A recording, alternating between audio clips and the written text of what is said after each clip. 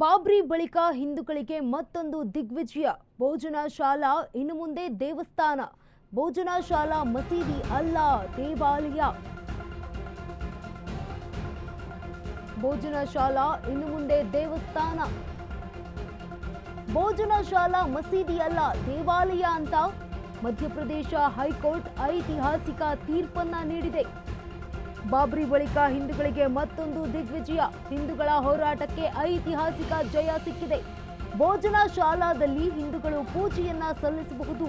ಪುರಾತತ್ವ ಇಲಾಖೆ ವರದಿ ಆಧರಿಸಿ ತೀರ್ಪನ್ನ ಕೊಟ್ಟಿದೆ ಕೋರ್ಟ್. ಪ್ರಸ್ತುತ ಇರೋ ಮಸೀದಿ ರಚನೆ ಹಿಂದೆ ದೇಗುಲವಾಗಿತ್ತು. ದೇವಸ್ಥಾನದ ಅವಶೇಷ ಸ್ತಂಭಗಳನ್ನ ಬಳಸಿ ಮಸೀದಿ ನಿರ್ಮಾಣ ಮಾಡಲಾಗಿದೆ.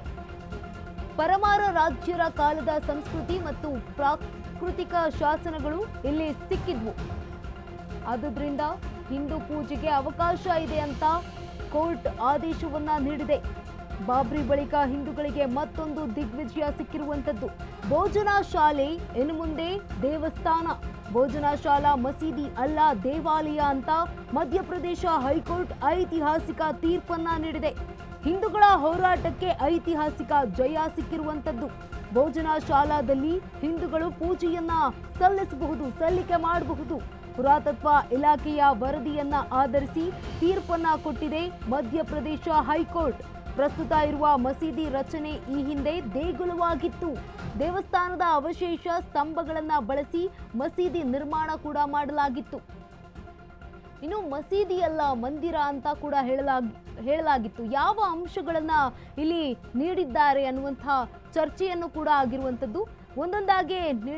ಒಂದೊಂದಾಗಿ ಗಮನಿಸ್ತಾ ಹೋಗೋದಾದ್ರೆ, ಮಧ್ಯಪ್ರದೇಶದ ದಾರ್ ಜಿಲ್ಲೆಯಲ್ಲಿರುವಂತಹ ಭೋಜನ ಶಾಲಾ ಸಂಕೀರ್ಣ ಭಾರತದ ಸುದೀರ್ಘ ಧಾರ್ಮಿಕ ಹಾಗೆ ಕಾನೂನು ಸಂಘರ್ಷಗಳಲ್ಲೊಂದಾಗಿತ್ತು. ಮುಸ್ಲಿಮರ ಪ್ರಕಾರ ಇದು ಕಮಾಲ್ ಮೌಲ್ ಸಮೂದಿ ಅಂತ ಮಸೀದಿ ಅಂತ ಅವ್ರು ಹೇಳ್ತಾ ಇದ್ರು. ಅಲ್ಲಾವುದ್ದೀನ್ ಖಿಲ್ಜಿಯ ಕಾಲದಿಂದಲೂ ಇದು ಪ್ರಾರ್ಥನಾ ಸ್ಥಳವಾಗಿತ್ತು ಅಂತ ಕೂಡ ಅವರು ವಾದಿಸ್ತಾ ಬಂದಿದ್ರು. ಬೃಹತ್ ಸಂಕೀರ್ಣವನ್ನ 11ನೇ ಶತಮಾನದಲ್ಲಿ ನಿರ್ಮಿಸಲಾಗಿತ್ತಂತೆ. ಪರಮರ ಒಂದು ರಾಜ ಭೋಜನು ಸರಸ್ವತಿಯ ಆರಾಧನೆಗಾಗಿ ಈ ಒಂದು ಸ್ಥಳವನ್ನ ನಿರ್ಮಿಸಿದ್ರಂತೆ. ಭೋಜನ ಶಾಲಾ ಸಂಕೀರ್ಣ ಸಂಸ್ಕೃತ ಪಾಠಶಾಲೆಯೂ ಕೂಡ ಆಗಿತ್ತಂತೆ. ಕೆತ್ತನೆ ಹಾಗೆ ಶಾಸನವನ್ನ ನೋಡಿದ್ರೆ ಇದು ವಾಗ್ಮಿಯ ಮಂದಿರ ಅಂತ ತಿಳಿಯುತ್ತೆ. ಈ ಒಂದು ಕೆತ್ತನೆಯನ್ನ ನೋಡಿದಾಗ ಭೋಜನ ಶಾಲಾದಲ್ಲಿರುವಂತಹ ಸುತ್ತ ಕಟ್ಟಡಗಳನ್ನ ಹಾಗೆ ಗೋಡೆಯನ್ನ ಪರಿಶೀಲನೆ ಮಾಡಿದಾಗ ಈ ಒಂದು ವಾಗ್ಮಿಯ ಮಂದಿರ ಅಂತ ತಿಳಿಯುತ್ತೆ.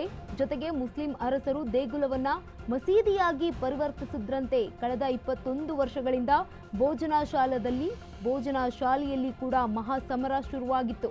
ಪ್ರತಿ ಮಂಗಳವಾರ ಹಿಂದೂಗಳು ಪೂಜೆಯನ್ನ ಸಲ್ಲಿಕೆ ಮಾಡ್ತಾ ಇದ್ರು. ಶುಕ್ರವಾರದಂದು ಮುಸ್ಲಿಮರು ನಮಾಜ್ ಮಾಡ್ತಾ ಇದ್ರು. ಆದ್ರೆ ಭೋಜನ ಶಾಲಾ ಸಂಕೀರ್ಣ ಹಿಂದೂಗಳದ್ದು ಅಂತ ಈಗ ಕೋರ್ಟ್ ಐತಿಹಾಸಿಕ ತೀರ್ಪನ್ನ ನೀಡಿದೆ. ಮಧ್ಯಪ್ರದೇಶದ ದಾರ್ ಜಿಲ್ಲೆಯಲ್ಲಿರುವಂತಹ ಭೋಜನ ಶಾಲಾ ಸಂಕೀರ್ಣ ಭಾರತದ ಸುದೀರ್ಘ ಧಾರ್ಮಿಕ ಕಾನೂನು ಸಂಘರ್ಷಗಳಲ್ಲಿ ಇದೂ ಒಂದಾಗಿತ್ತು. ಮುಸ್ಲಿಮರ ಪ್ರಕಾರ ಇದು ಕಮಾಲ್ ಮೌಲ್ ಮಸೀದಿ ಆಗಿತ್ತು. ಅಲ್ಲಾವುದ್ದೀನ್ ಖಿಲ್ಜಿಯ ಕಾಲದಿಂದಲೂ ಕೂಡ ಇದು ಅವರ ಪ್ರಾರ್ಥನಾ ಸ್ಥಳವಾಗಿತ್ತಂತೆ. ಬೃಹತ್ ಸಂಕೀರ್ಣವನ್ನ 11ನೇ ಶತಮಾನದಲ್ಲಿ ನಿರ್ಮಿಸಲಾಗಿತ್ತಂತೆ. ಜೊತೆಗೆ ಭೋಜನ ಶಾಲಾ ಸಂಕೀರ್ಣ ಸಂಸ್ಕೃತ ಪಾಠಶಾಲೆಯೂ ಕೂಡ ಆಗಿತ್ತು. ಕೆತ್ತನೆ ಮತ್ತೆ ಶಾಸನವನ್ನ ನೋಡಿದ್ರೆ ಇದು ವಾಗ್ಮಿ ಮಂದಿರ ಅಂತ ತಿಳಿಯುತ್ತೆ. ಮುಸ್ಲಿಂ ಅರಸರು ದೇಗುಲವನ್ನ ಮಸೀದಿಯಾಗಿ ಪರಿವರ್ತನೆ ಮಾಡಿಕೊಂಡಿದ್ರು. ಕಳೆದ 21 ವರ್ಷಗಳಿಂದ ಭೋಜನ ಶಾಲೆಯಲ್ಲಿ ಮಹಾಸಮರ ಕೂಡ ಆಗ್ತಾ ಇತ್ತು. ಪ್ರತಿ ಮಂಗಳವಾರ ಹಿಂದೂಗಳು ಪೂಜೆಯನ್ನ ಸಲ್ಲಿಕೆ ಮಾಡ್ತಾ ಇದ್ರೆ, ಪ್ರತಿ ಶುಕ್ರವಾರದಂದು ಮುಸ್ಲಿಮರು ಬಂದು ನಮಾಜ್ ಮಾಡ್ತಾ ಇದ್ರು. ಇದೀಗ ಭೋಜನ ಶಾಲಾ ಸಂಕೀರ್ಣ ಹಿಂದೂಗಳದ್ದು ಅಂತ ಮಧ್ಯಪ್ರದೇಶ ಹೈಕೋರ್ಟ್ ಮಹತ್ವದ ತೀರ್ಪನ್ನ ನೀಡಿದೆ.